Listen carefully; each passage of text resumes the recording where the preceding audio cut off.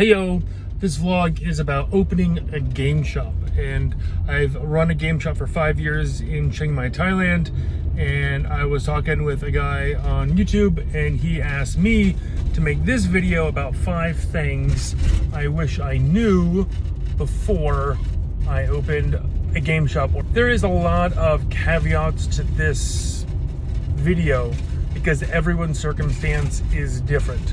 Sorry, there's a whole bunch of styrofoam in the back.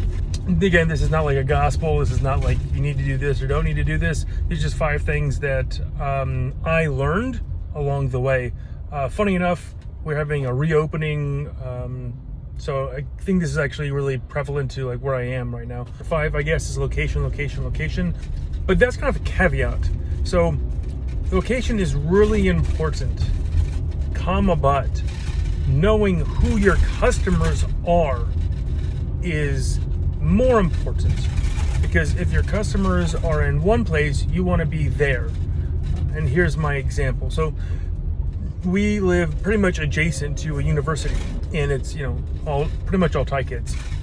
And we have had a very, very hard time in attracting Thai customers into the shop for a variety of reasons, which I will go into like right now. One of them is having Thai staff that will integrate with them very well. And at the beginning, I didn't really have anyone. I didn't know who I needed or what I needed, so I really struggled, to get Thai staff working in the shop. And when I have Thai staff in, then I do get more Thai customers. So yes, location is prevalent. Try and be like on a main road or a corner. Try and avoid places that have lots of turnover. If the storefront constantly has new shops in that, probably it's not a good location. But more importantly to that, the layout of the shop is just pretty important to what you're going to do.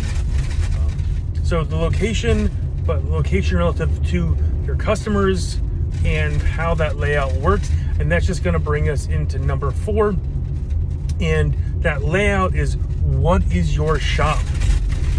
And this is a huge thing that you have to decide kind of early on. You can flex and kind of move, but let's just talk about like the different types. So the first one is probably what people think of when they say a games cafe, where you have board games available for people to play and you sell food. Now, quickly you have to figure out, are you more of a restaurant serving real food, sandwiches, rice dishes, curries, whatever, lasagna, pizza? Or are you a cafe that just has a few pastries and bakery goods that you're gonna get from outside, and you have a barista or two to make those coffee drinks? It's really important, because if you're running basically a restaurant with games, that's completely different.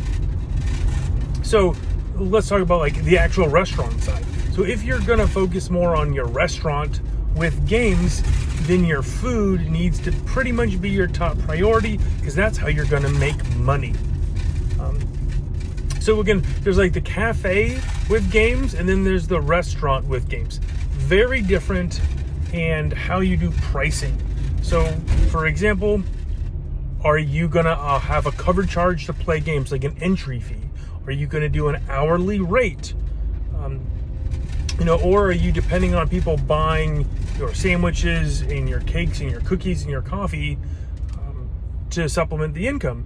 And then that feeds into hours. Again, everything is very layered. What your hours are going to be, and that goes back to your target audience or your customer base. Is this more of an evening place? Well, then coffee and cakes don't really work in the evening. That's not going to work. And if you're mainly a place for people to play games, then very few people are just going to come in for a cup of coffee. And then that comes into the layout. Is the layout going to be your traditional, there's a coffee bar, people come in and buy coffee, and then, in the back we have games. Again, the layout is really important of your cafe or, your game shop. And then are you going to have like a minimum for your purchases? I've been to places where it's like, cool, you want to play games? You need to buy something right now first. how are you going to deal with that? That's really big. Okay, that's number 4, design your shop with the idea of what you're doing. The other one is, are you just a games library? Which means that people come in, most likely then pay a cover charge, and then they just pay to play games. And again, like maybe you sell beer or something on the side. Are you just a games library? And then you really have to charge a cover fee or hourly rate, because that's how you're making money. And if you're a library, then you need a lot of games, because it's kind of in the name. And that's going to bring us to number 3 in just a second, about how many games. Anyway, so there's games library, and then there is, are you going to be selling games? Is this more or less a board game shop, or do you sell games? And then that leads into the next part, is maybe you're just a place where people go and buy games, and then you are distributors. That's a huge thing. Talking to distributors, and how much do you buy, and when do you buy, and Kickstarters, and then you have to be on whatever online selling platform is in your country. Like in Thailand is Lazada, or another one's called Shopee. Because if you're in the US, then you're battling against Amazon prices, or Game Nerds, or Miniature Market. That's what you're battling against, and that's really, really steep. And then the last one is, you sell games, and you have a library of small to huge, where you can basically play a game, and then you're trying to sell it. And I think that's pretty much the entire spectrum of what a board game cafe could be. Game Tree Cafe, we start off with a very small menu, and burritos and pulled pork sandwiches, with some beer and stuff. And we've expanded our menu and contracted and stuff like that, just trying to figure out what our customers want. So knowing what your customers want, who is your customer, and the layout of the shop is all really important. When people come into your shop, whatever it is, they need to kind of understand what they're getting into. Like, what is this place? What does it do? Why am I here? Am I here to buy coffee and play games? Am I here to play games and have a beer? Am I here to test a game and then maybe buy it? And even though your customers may not cognitively be aware of this, this is, your output. Yeah, so, and all this rolls into how you're going to make money. Because, again, that's the point of a business. You make money. So the location is really important, and then what kind of thing you're gonna be is super important. Again, we thought we'd have lots of students, and so we had a low hourly rate, and then after we just didn't attract students, we decided to go for more of a premier option and just had a higher cost of entry, which it's like $1 something an hour. It's like nothing. But for a Thai person, that's a lot. That's like a meal. Each hour is rice and chicken or whatever meal. So number 3, how many games should you have? And there is no one answer for this. Originally, I looked online, and it was like 1,000 games. And I was like, wow, 1,000 games, that's a lot. And again, this is going to connect with your distributor. Who are you buying games from, and how does that work? So for me, what I'm going to kind of have a final answer is, your clientele should dictate the type of games you buy. And this is going to get onto another point of, how does that work? So again, the layout important, and who your customers are important. So when your customers come into your shop, are your customers gamers? Are they just completely new to board gaming in general, and therefore having things like Twilight Imperium are less of a good idea? And then you need to go for more party games. And party games are great because big groups and high fun, right? You're gonna have fun very quickly, fast fun games. So maybe you want to go there, and most likely if you're a board gamer and you're gonna start a board game shop, you probably are a little bit well-rounded, and you're probably not super duper into party games. You probably have a variety of tastes, and this is really hard. So for me, this is my answer, is about 100 games. And what I did is I looked at all the genres of games, and I just kind of found out what I did not have. And when I did like a spreadsheet of this, I found out that I really had a lot of one type of game, Euros, like mid-Euros. That is not exactly what gets played a lot, well, at least when we first opened. And so then finding your niche with your collection is just dramatic.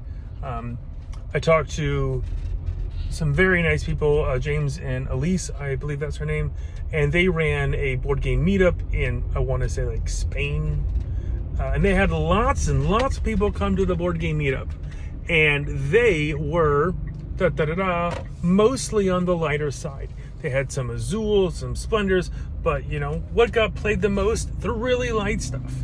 And so that's what they had a lot of. So again, like knowing your clientele and knowing what they want to play is super important, because I have bought so many games, light Euros, heavy Euros, and they just don't get played. And there's nothing worse than, I think they want me to move. There's nothing worse than buying a game for whatever money and then basically being like, oh, that didn't work. And basically, you want to sell it off as quickly as possible or hold on to it. But you really want to buy games that people are going to play. Or there's, no point of having a whole bunch of games on a shelf is nice. It's fun. It looks cool. It's intimidating.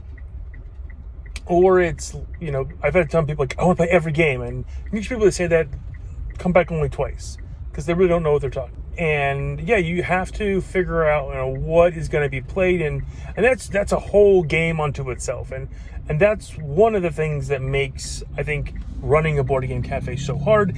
And that's going to kind of get me into 3.5 of, again, are you going to have game masters? That is a ridiculously hard niche to fill. Who is going to teach the games? How is that going to work? And again, if you live in a place where there are lots of people playing board games, well, maybe they're not going to come to your shop because they probably freaking own a lot of games, and they're just like, why am I going to pay? And then this gets back into are you serving food, and people going there for food, or people going there to play games? And how do you straddle that? I think you're beginning to see how so much is just interlaid and just so connected with each point. So yeah, game masters are hard to train. You have to kind of pay them a good amount because you really want to keep them. I cannot stress that enough. Having a good game master is worth it, because you're gonna have people coming to play games because Richard or Steven or Stephanie is really great at teaching a game, and they had a good time. Well, before we opened, my buddy Mike, my wife, and Mike's wife Jessica, I think that's her name, I'm sorry, we went to a whole bunch of game shops in Bangkok. This was when game shops were just exploding in Thailand, for a variety of reasons. And yeah, we went to a bunch, and we kind of played a lot of party games because Jessica and her sister and my friend Mike are not really into, anything kind of past Catan-ish. So we just played some party games and stuff. And the games explanations were okay to what? Just didn't understand, and they got rules wrong. And so game masters, are you going to have QR codes? Are you going to have people watching YouTube videos? Or are you going to have such a low barrier, for example, no cost to be there, and you're just selling cakes and hamburgers or whatever, that people just sit there and read the rules? In my opinion, because of life, I hate that. Most people don't go to a place to read instructions, and that's just not a good, fun time for a lot of people. Now, some people do. I have a guy that he loves to read the rules before he comes and plays games and stuff like that. And it's, he's a rare human being. But yeah, so how are you going to battle that? And then, like, how are you going to delineate, if someone grabs a game, you're like, oh, sorry, no one can teach that. That is horrible. That's like, slapping someone's hand. You can't touch that toy right now. So that's a whole thing. And again, that goes into the setup and the clientele. Everything. Like, I just got Voidfall, for example. This will totally date the video. And it's like, okay, like, I need to learn this game because I have a bunch of guys that like to play big, complicated space games. So, this is a thing. Who's going to teach the game and how many games are you going to have is number 3. And it's huge because people think, I need to have all the games, and that is just straight bollocks. You could as well have a little area place where people can say, like, I would like to play this game. Usually if people mention a game like 4 times, I look into buying. Number 2 is super hard. And this goes back into the clientele, your customers. Why are people going to come to your shop? This is everything. This is one of the biggest things, Are you doing events? Are you reaching out? Are you starting clubs? Like, why are people going to spend their money to come to your place to play with your toys? This is huge. What do you offer? What's your value? And this is something that I have battled with, and I found some solutions that work. And again, some solutions that work today or for a week or a month or a year can be because of you, but it can also be because of the greater flow of life. And what I mean by that is when we opened in 2017, money was easy. There was tons of tourists in Chiang Mai. People were just showing up. I would put some stuff on Facebook or whatever, and we would be full. We would have 25, 30 people full, done. And money was just so easy to make. And it just was like the flow of life. It's just the economy, the way things were. I didn't have to do a lot of advertising or really anything. And I was like, wow, this is easy. Business is great, blah, blah, blah. And, then COVID happened. And COVID was fine. I mean, I teach online. That's like my real job.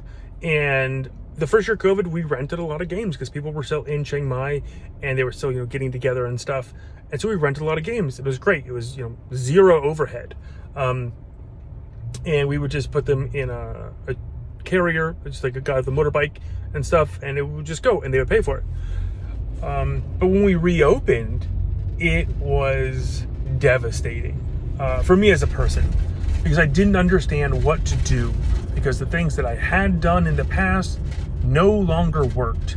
And people fundamentally, from my perspective, have kind of changed that lived through COVID. Like it's just kind of like a thing, like a badge, on our soul that we went through COVID. And people, in some ways, they're a little different. And a lot of the people that I played games with, they had created their own external places and game collections and stuff, and they really were not interested in, coming into the shop, and literally had to create like a whole new gaming cadre, new customers and everything. It was hard. I wanted to close for months. So I would sit there and I would do the advertising, and I just did, and no one would come in. And it was just difficult. Just difficult taking like just L after L after L after L. And I just wanted to pack it up. And it's like, no, like this just sucks.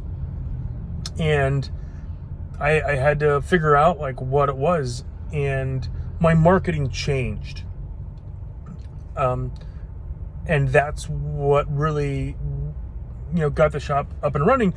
But at the same time, also tourism came back. Also, people felt safe going outside and doing other things and not wearing masks. So again, whatever you're doing, it's, part of the whole. And, 1 year it could be so easy. And 1 year it could be so hard. So again, like, how do you people come into the shop? And for me, it's event games. That's what really turned everything around. Is I would say on this day, we're going to play this game.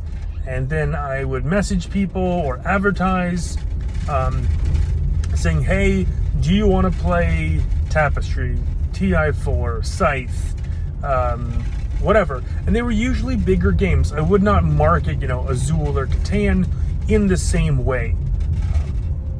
So by that, I suddenly started to get people that were coming in playing the same games, so they didn't have to learn. They were complicated. So like, cool, I'm going to play, for example, Eclipse. We're going to play 2 weekends in a row. And like, everyone's cool, fine. This game, this 6 hours, 8 hours is basically a tester. And so creating these like event game situations continuously, like every single Saturday, every single Sunday, Terraforming Mars or Dune or, whatever. And then people coming back in and having a good time. That's the most important thing. People having a good time, their good time, maybe not be your good time. And then them telling their friends. So again, like for me, that's what worked.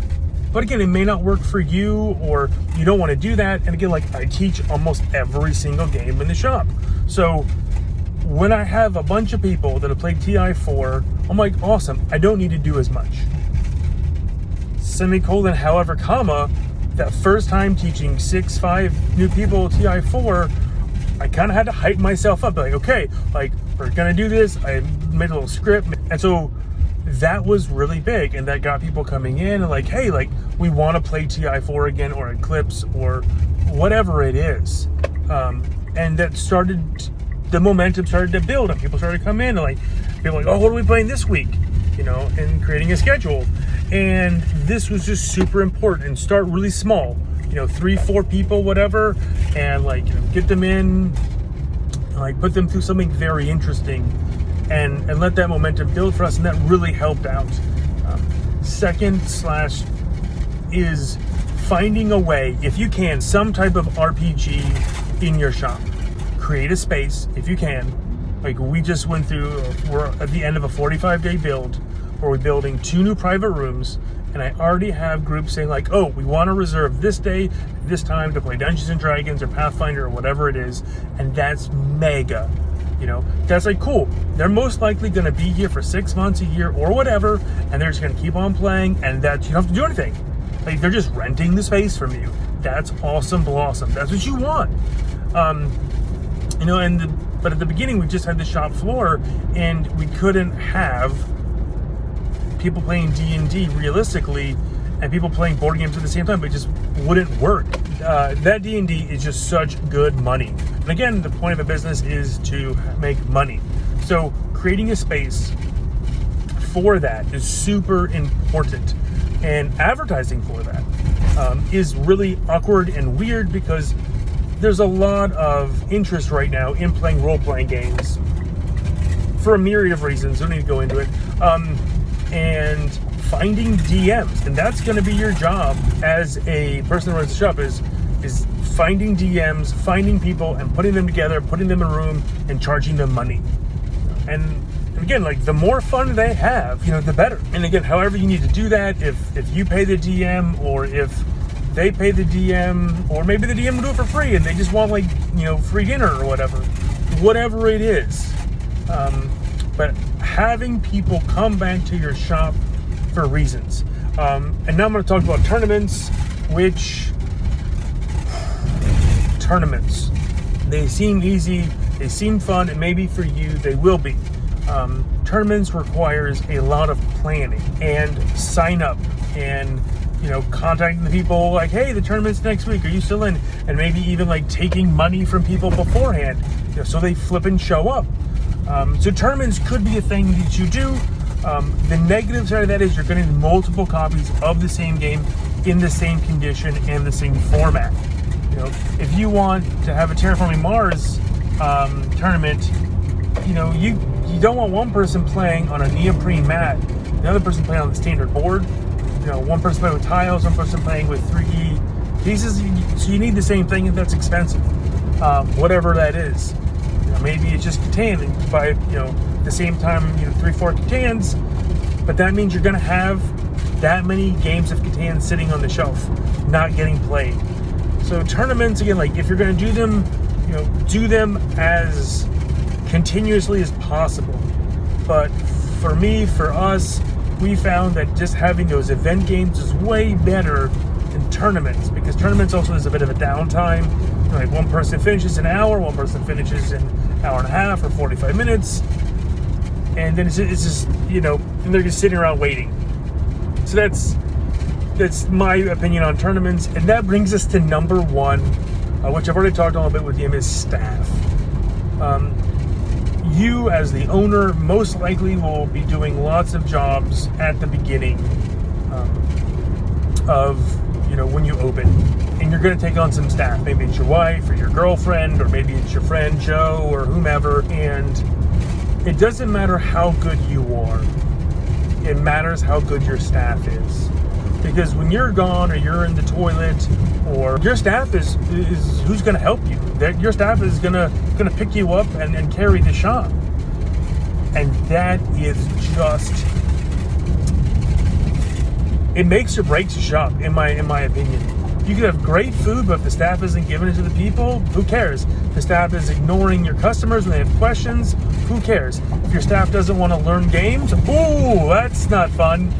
If your staff is always on their phone, hiring or finding or educating, grooming, whatever you want to say, good staff will make or break your shop. It is the number one thing. You could have a horrible location, very few games, a ridiculous layout, but if your staff is Johnny on the spot, fun ding dong all day, attractive, not attractive, cologne, or make sure they smell not horrible, is just so important,